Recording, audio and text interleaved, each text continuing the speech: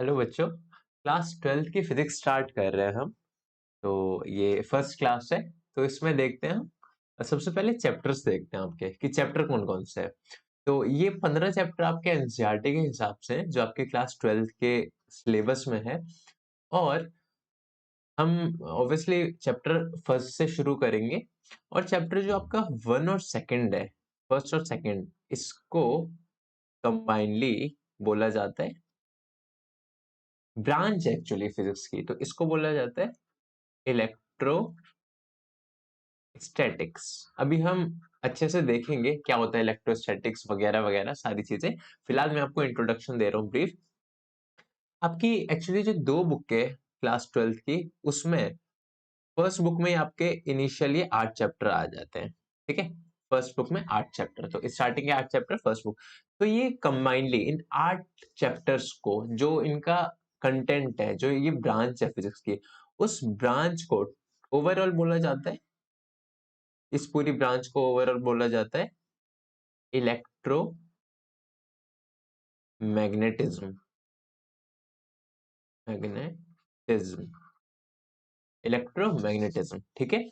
और उसके बाद आपके जो 9th और 10th चैप्टर आते हैं, जो आपके सेकंड बुक के इनिशियल 2 चैप्टर्स है, उनको बोला जाता है ऑप्टिक्स। वो फिजिक्स की ब्रांच है जिसको ऑप्टिक्स बोला जाता है। लास्ट के फिर उसके बाद के जो चैप्टर्स है, उसको हम बोलते हैं मॉडर्न फिजिक्स।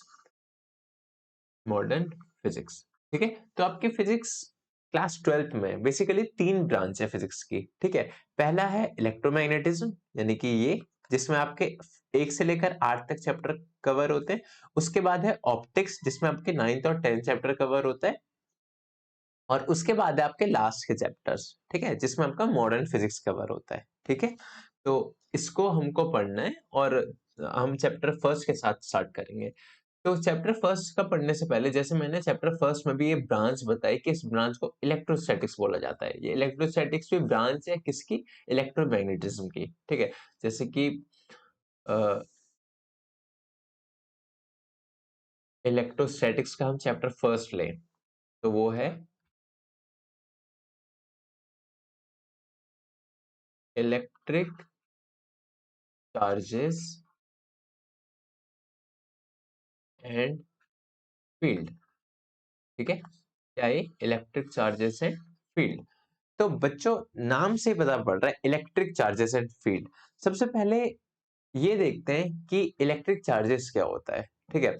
आप डे टू डे लाइफ में कितनी चीजें देखते हैं। आप इलेक्ट्रिसिटी यूज करते हैं, आप गाड़ी चलाते हैं, आप देखते हैं कि गाड़ियां चलती है, और फोन चलाते हैं। हम जितनी भी चीज आप कर सकते हैं, तो वो किस वजह से होती है? वो होती है आपके इलेक्ट्रिक चार्ज की वजह से। ठीक है। करंट दौड़ रहा है तार के बीच में, तो क्या है वो? किसकी वजह से? इलेक्ट्रिक चार्ज की वजह से है। ठीक है। तो इलेक्ट्रिक चार्ज आपकी वो फिजिकल क्वांटिटी है, या हम लिख भी देते हैं। सबसे पहले इलेक्ट्रिक चार्ज लिखा है, तो इलेक्ट्रिक चार्ज है ना, इलेक्ट्रिक चार्ज।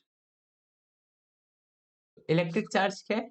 इलेक्ट्रिक चार्ज जो फिजिकल प्रॉपर्टी है, it is the physical property which can exert and experience electric and magnetic phenomena। क्या मतलब? इलेक्ट्रिक चार्ज आपकी वो फिजिकल प्रॉपर्टी है जो इलेक्ट्रिक और मैग्नेटिक फिनोमेना को एक्सपीरियंस करे। ठीक है। तो इसको अभी हम मतलब बहुत टेक्निकल बातें कर रहे हैं, थोड़ा सा और अच्छे से समझते हैं इसको। जैसे कि आपने देखा होगा कि कंघी जब आप करते हैं, तो कंघी अगर आप सूखे बालों में कंघी करें और उसको आप अगर ड्राई पेपर के छोटे छोटे टुकड़े के पास ले जाए, तो क्या होगा? वो टुकड़े ऊपर आ जाते हैं, है ना, अट्रैक्ट होता है कॉम से। तो वो क्यों हो रहा है? इलेक्ट्रिक चार्ज की वजह से हो रहा है ना। तो चार्ज क्या है? आपने देखा भी होगा, जैसे एटम है, एटम में बीच में न्यूक्लियस होता है और इलेक्ट्रॉन चक्कर काट रहे होते हैं। तो इलेक्ट्रॉन के पास क्या है आपको पता होगा, नेगेटिव चार्ज है ना। तो उसी चार्ज को हम देख रहे हैं कि चार्ज एक प्रॉपर्टी है जो इलेक्ट्रिक और मैग्नेटिक फिनोमेना की को क्रिएट करती है या उसको एक्सपीरियंस करती है। और जैसे समझते हैं कि आपके पास अगर लेट से चुंबक है, कोई मैग्नेट है, तो मैग्नेट क्या होता है कि आयरन नेल को या फिर कील को अट्रैक्ट करता है। तो क्यों अट्रैक्ट करता है, क्या होता है, वो सब होता है इलेक्ट्रिक चार्ज की वजह से। ठीक है, तो आपको थोड़ा बेसिस समझ आ रहा है। ये बहुत इंट्रोडक्टरी क्लास है, हम बाद में फिर से इसको करेंगे। फिलहाल आपको एक रफ नॉलेज देने के लिए मैं ऐसे ऊपर ऊपर से बता रहा हूँ। ठीक है, ओके। तो इलेक्ट्रिक चार्ज आपको धीरे धीरे समझ आ रहा होगा, है ना। तो वही है इलेक्ट्रिक चार्ज। अच्छा, इलेक्ट्रिक चार्ज हमने डिफाइन किया। इलेक्ट्रोस्टैटिक्स को एक बार डिफाइन कर लेते हैं हम। ठीक है, ये जो ब्रांच है फिजिक्स की, ये क्या है, इलेक्ट्रोस्टैटिक्स है। तो उसको एक बार, क्योंकि इलेक्ट्रिक चार्ज आप समझ गए है ना, हल्का हल्का आपका आपको आइडिया मिल गया। तो इलेक्ट्रोस्टैटिक्स को डिफाइन करते हैं हम।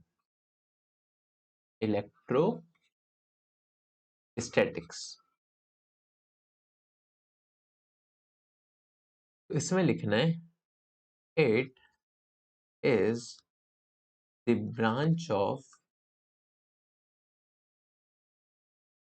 फिजिक्स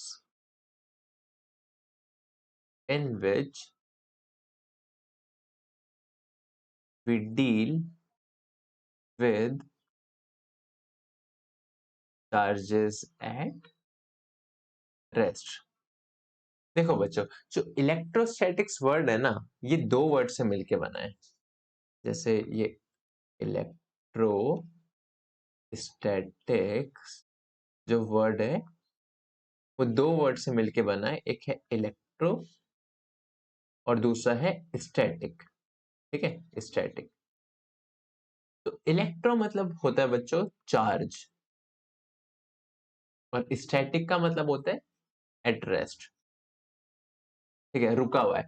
तो नाम से मालूम पड़ रहा है इलेक्ट्रोस्टैटिक मतलब चार्ज जो रुका हुआ है। ठीक है, तो वही उसकी डेफिनेशन में। तो इलेक्ट्रोस्टैटिक वो ब्रांच है फिजिक्स की, it is a branch of physics in which, जिसमें हम डील करते हैं, हम देखते हैं चार्जेस को जो कि रुके हुए हैं। ठीक है, एक तो आपका जैसे इलेक्ट्रिक करंट हो गया कि आपने स्विच ऑन किया और इधर से करंट गया और बल्ब जल गया आपका। तो वो क्या है, वो करंट इलेक्ट्रिसिटी है। ठीक है, उसमें चार्जेस रुका हुआ तो नहीं है ना, चार्ज एक जगह से चल के दूसरी जगह जा रहा होगा तभी तो आपका करंट फ्लो किया है ना। तो वो नहीं है। इलेक्ट्रोस्टैटिक वो ब्रांच है फिजिक्स की जहां हम चार्ज अगर रखा हुआ है कहीं पर, तो वो क्या क्या प्रॉपर्टी होगी, उसकी क्या क्या कैरेक्टरिस्टिक होंगे, उसको जो हम डिस्कस करेंगे वो आपका है इलेक्ट्रोस्टैटिक्स। क्लियर है। तो आई होप इलेक्ट्रोस्टैटिक्स और इलेक्ट्रिक चार्ज आपको समझ आ गया होगा। तो अब थोड़ा सा हम और आगे बढ़ते हैं। अब देखो, मैटर मैटर आपको पता होगा, can apply force due to its two characteristics.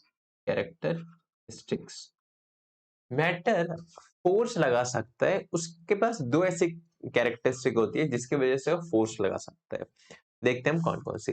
आपने लास्ट क्लास में यानी कि क्लास 11th में देखा होगा, ग्रेविटेशन चैप्टर पढ़ा होगा उसको।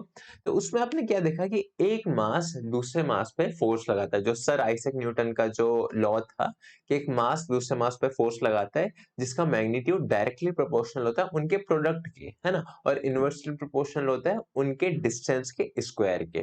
ठीक है, तो एक चीज तो हमने देखी कि मैटर मैटर मतलब आपका वो होता है जो हम लैंग्वेज पढ़ते भी है, उसकी डेफिनेशन पढ़ते हैं, anything which has mass and occupy space is known as matter. ठीक है, तो मैटर क्या होता है, कोई भी जो जगह आपकी ऑक्यूपाई करे, जो हम लैंग्वेज में पढ़ते हैं इसकी मतलब डेफिनेशन पढ़ते हैं।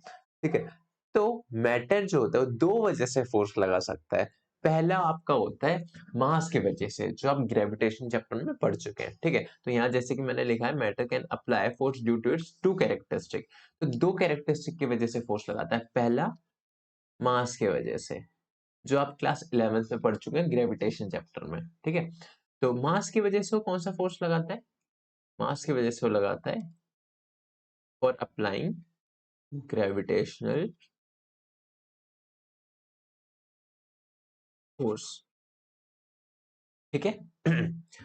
For applying gravitational force. Okay, तो ये तो चलो सर आइजैक न्यूटन ने बहुत पहले बोल दिया था, यही वजह है कि अर्थ आपका सन के अराउंड इजीली घूम रहा है ना? और भी जितनी भी चीजें अपना जो मून है वो अर्थ के अराउंड घूम रहा है, बहुत सारी चीजें हैं। तो उसका तो बेसिस ये था।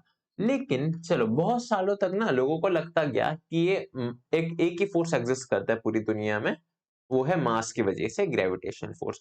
कुछ साल बाद पता है क्या हुआ? मैं आपको यहाँ समझाता हूँ कि सपोज ये अर्थ है, ठीक है, ये है अर्थ। अब क्या है, एक ना साइंटिस्ट थे ऐसे, तो यहाँ पर रखी थी कील। कील रखिए, ठीक है, कील का कुछ मास होगा, और उस कील का मास है, तो यहाँ पर मैं आपको थोड़ा सा जूम कर देता हूँ। देखो, कील का मास है और अर्थ का भी मास है, इसलिए अर्थ ने कील को खींच रखा है अपनी तरफ, ठीक है। ये समझने में तो कोई दिक्कत नहीं है, कोई दिक्कत नहीं है, ठीक है। अर्थ का मास बहुत बड़ा है ना, और कील का थोड़ा सा मास है। ओके, तो यहाँ पर दोनों एक दूसरे को खींच रहे हैं और कील यहाँ सरफेस पे रखी हुई है, ये समझने में हमको कोई दिक्कत नहीं हुई। ओके, अब क्या है, अब देखो यहाँ पर क्या हुआ कि एक साइंटिस्ट थे जिन्होंने यहाँ पर पता है क्या किया, एक चुंबक का टुकड़ा ले आया है। उन्होंने चुंबक का टुकड़ा जैसे ही यहाँ लाया, तो क्या हुआ कि जो कील थी ये ऊपर की तरफ अट्रैक्ट हो गई, ऊपर की तरफ अट्रैक्ट हो गई। तो इससे क्या मालूम पड़ा कि एक मतलब इतनी बड़ी अर्थ ने जो कील को खींच रखा था, उसके सामने इस छोटे से टुकड़े ने कील को उल्टी डायरेक्शन में खींच लिया, है ना? कील को उल्टी डायरेक्शन में खींच लिया, वो भी अर्थ से ज्यादा जोर से, क्योंकि अर्थ से ज्यादा फोर्स से खींचा होगा तभी तो कील ऊपर गई होगी। अगर अर्थ के बराबर ही फोर्स लगाया होता तो जहां है वहीं रहती, है ना? लेकिन क्योंकि ज्यादा फोर्स लगाया उस टुकड़े ने, चुंबक के टुकड़े ने, तो कील चली गई ऊपर। तो इससे हमको एक बात मालूम पड़ी कि बस दुनिया में एक फोर्स वही नहीं है जो मास की वजह से लग रहा है, एक फोर्स ऐसा भी है जिसका वजह मास नहीं है, जिसका वजह कुछ और है। अभी अभी तक कुछ क्लियर नहीं हुआ था कि क्यों लग रहा है, क्या लग रहा है, किस वजह से लग रहा है, कुछ नहीं पता था, ठीक है। लेकिन इतना मालूम पड़ा कि बस अर्थ की वजह से नहीं, अर्थ यानी कि मास, क्योंकि देखो ये जो अर्थ है इसके कंपैरिजन में इस छोटे वाले का मास कितना सा होगा, अर्थ तो बहुत बड़ी है, और ये छोटा सा जो पीस है मैग्नेट का, ये कितना छोटा है। तो अगर मास की वजह होता तो अर्थ का मास ज्यादा है इस चुंबक से, तो ये कील अर्थ की तरफ ही रहनी चाहिए। लेकिन ये कील क्योंकि ऊपर चली गई, यानी कि मास आपका जो होगा वो रीजन नहीं होगा, बस मास के अलावा भी एक रीजन होगा, ठीक है। तो वहीं से एक कहानी समझ आई हमको कि मैटर बस मास की वजह से फोर्स नहीं लगाता, एक वजह और है जो फोर्स लगाता है, ठीक है। तो सेकंड आपकी जो वजह है वही है आपकी चार्ज, ठीक है। तो मैटर दो वजह से फोर्स लगा सकता है, एक मास की वजह से, दूसरा चार्ज की वजह से। चार्ज की वजह से वो कौन सा फोर्स लगाता है? चार्ज की वजह से लगाता है वो इलेक्ट्रोमैग्नेटिक फोर्स। क्लियर है आपको? ठीक है। अब फिलहाल के लिए अभी हम इतना ही करते हैं, बहुत थोड़ा सा हमने इंट्रोडक्शन ही दिया था। आपको क्या करना है कि एनसीईआरटी का जो जितना यहाँ तक एक्सप्लेन कर रखा है आपको रीड करना है एनसीईआरटी बुक से। एनसीईआरटी बहुत इंपॉर्टेंट है और आपको उसको साथ में लेके चलना है, ठीक है। तो आज के लिए इतना करते हैं, अब आप एनसीईआरटी पढ़िएगा। Okay, thank you.